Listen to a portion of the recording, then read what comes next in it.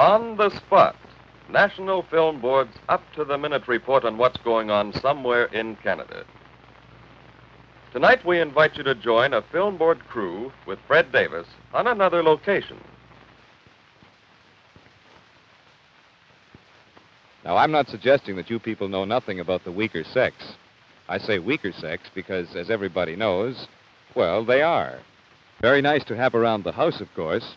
In fact, no home is complete without one. But so helpless, so pathetically unable to defend themselves. Ah, yes, Mother Nature decided long ago that womankind was to be powerless in the face of male brute strength.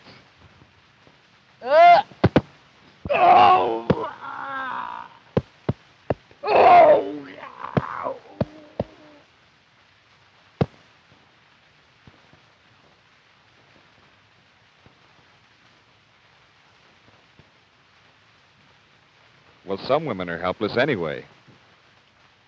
That was an example of jiu-jitsu, the Japanese art of self-defense. And I think you'll find the story behind it rather interesting. Few people realize that jiu-jitsu is just a secondary aspect of the broader science in sport called judo. The word judo, oddly enough in Japanese, means the way of gentleness. Now, obviously, we're not going to take this term gentleness too literally. In this case, it means giving way. A relatively new sport in the Occidental world, judo is fast gaining popularity in Canada, the United States, and South America. And over in Europe, it's on a par with major international sports.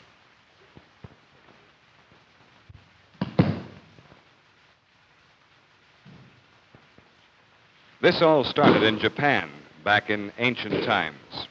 Apparently in those days, social laws prevented the warlords, nobility, from using their swords when they wanted to tangle with their inferiors. So they got around this technicality by devising a deadly form of hand-to-hand combat. Incidentally, the various methods and techniques were a jealously guarded secret. Then, less than a century ago, a Japanese senator by the name of Dr. Jigoro Kano, who incidentally was very weak physically himself, lifted these principles out of the lethal stage and created a national sport. His modifications did away with the barbarous, neck-cracking aspects of the ancient form. Nowadays, you control your opponent to land safely on his back rather than the back of his neck. The sportsmanlike rules demand that you continually protect your opponent from injury. Right now, I'd like to ask our instructor here, Mr. Bernard Gauthier, knee Dan, to demonstrate just how points are achieved in judo. Bernard, would you like to, first of all, show us a throw in order to get a point? Certainly. Now, there is the traditional judo bow, and the instructor is going to attempt a throw. And there it is, flat on his back, which means a point. Now he's going to try it again. And this time it's not successful because his opponent was not flat on his back, so the point doesn't score. Now they're into what is called groundwork. And the instructor is trying for immobilization, which means he's trying to get his opponent completely immobilized so that he'll have complete control of his body and hold it that way for 30 seconds, which is a long time in this sort of thing. Well, apparently that's not successful, so he's trying now for strangulation. He's gripping the collar and crossing his arms in front of his opponent's neck, and there it's putting on the pressure. And that's the Japanese way of saying uncle, when he taps him twice like that, and of course he gives in and loses the point.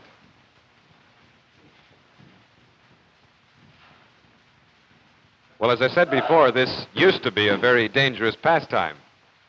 Now they're going to illustrate the various types of throws. Preceding any throw, the hand grip is essential, and that's where the loose folds and collar of the judo uniform comes in. Now here they're indulging in some fancy footwork in an effort to find out whether the opponent is off balance or not, which is necessary before the actual throw can happen. Now they're looking for that off balance position with the use of their hands, of course, to assist it. And when one of them is off balance, we'll see the actual throw itself. And there it is, which meant that he was off balance. Now, we're going to get the boys to try that again and slow it down just a little so that we can better appreciate the mechanics of the throw itself. Now, watch carefully the instructor on the right as he looks for a lack of balance in his opponent. When this is achieved, he will either push or pull, then pivot quickly and pull his opponent over his shoulder. In that manner, that, of course, being the shoulder throw.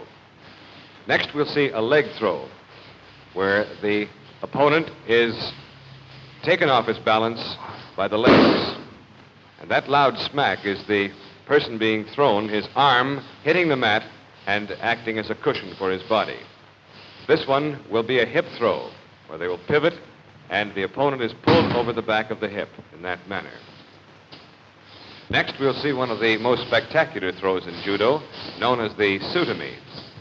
Here we'll observe the instructor as he's pushing and pulling to upset his opponent's balance, and then at the right moment he'll quickly drop down on his back, placing his foot at the same time in the center of his opponent's stomach, and so flip him over his head. The instructor gets a rest now, so we'll have two of the students go through some of the throws we have just witnessed. And here the boys will be going through the operation at their regular competition speed.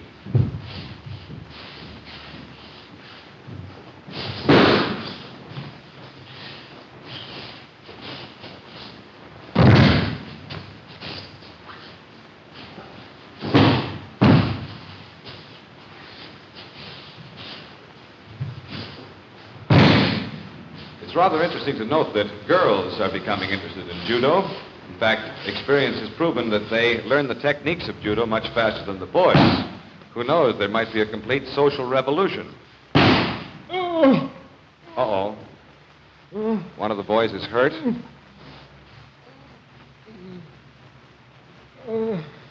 Looks like the kneecap is out of joint. The instructor is attempting to replace it. Well, this sort of thing can happen in practice sessions or in actual competition. Bernard, how is the patient? Is it anything you can't handle? Oh, fine now. He's all right here, eh? Yes. I imagine you'd have to have a complete knowledge of muscles and nerves in the anatomy to take care of a situation right on the spot, wouldn't you? Yes, all black belts are trained in Kwatsu for about a period of a month. Oh, I see. And well, this is a knee injury. What other parts of the body could be affected in a bad fall? Wrists, elbows, finger joints, all the joints of the body, as a matter of fact. Mm-hmm. Anything else could happen to them? Well, the strangulation. They fall unconscious, and you have to know how to revive them. Is that very harmful if they do pass out? None at all. It's even good. It puts more pep into them afterwards. Oh, I see. Well, that's a new way of looking at it, although I wouldn't want it to happen to me right now.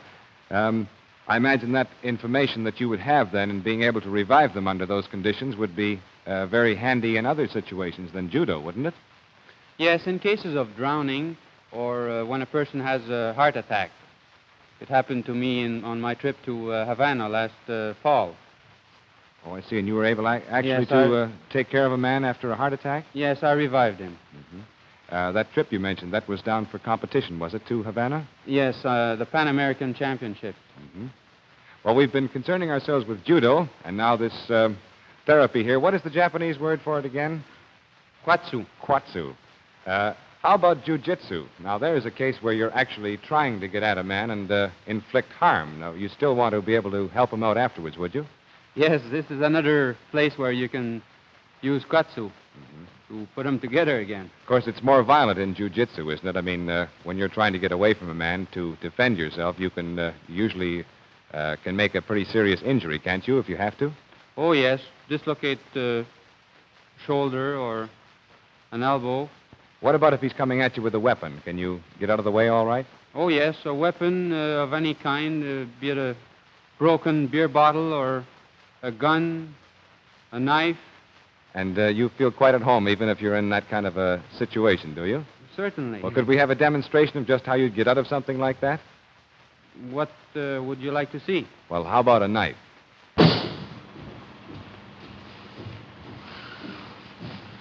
This fellow's going to try to knife the instructor.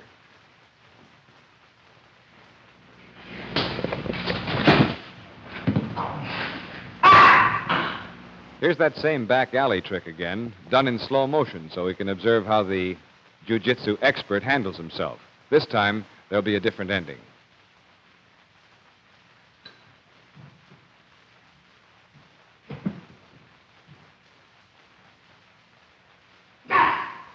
Gruesome, isn't it?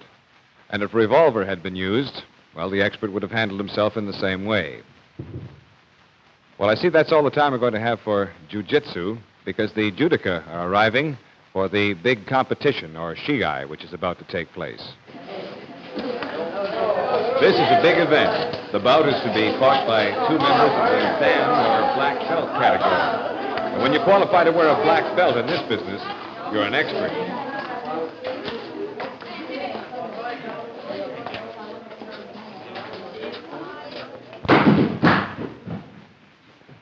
Comes now a big moment in the life of a judo student, the presentation of a new belt.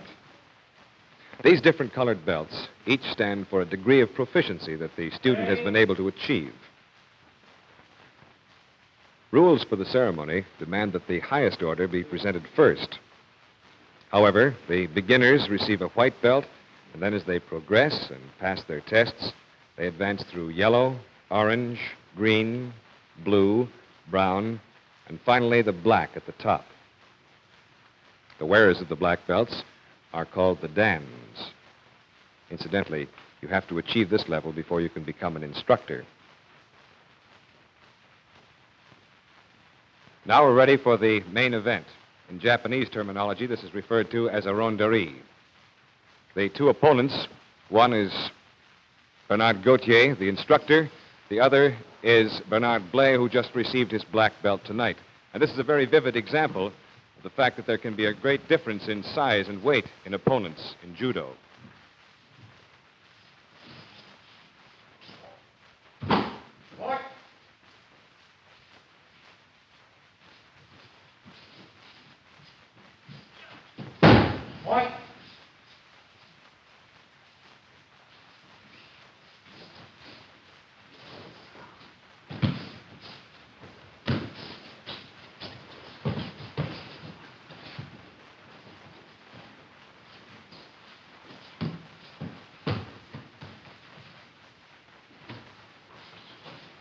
Well, now that you've seen how judo and jiu-jitsu works, I'd like to warn you not to try any of these seemingly easy capers until you've had some professional instruction.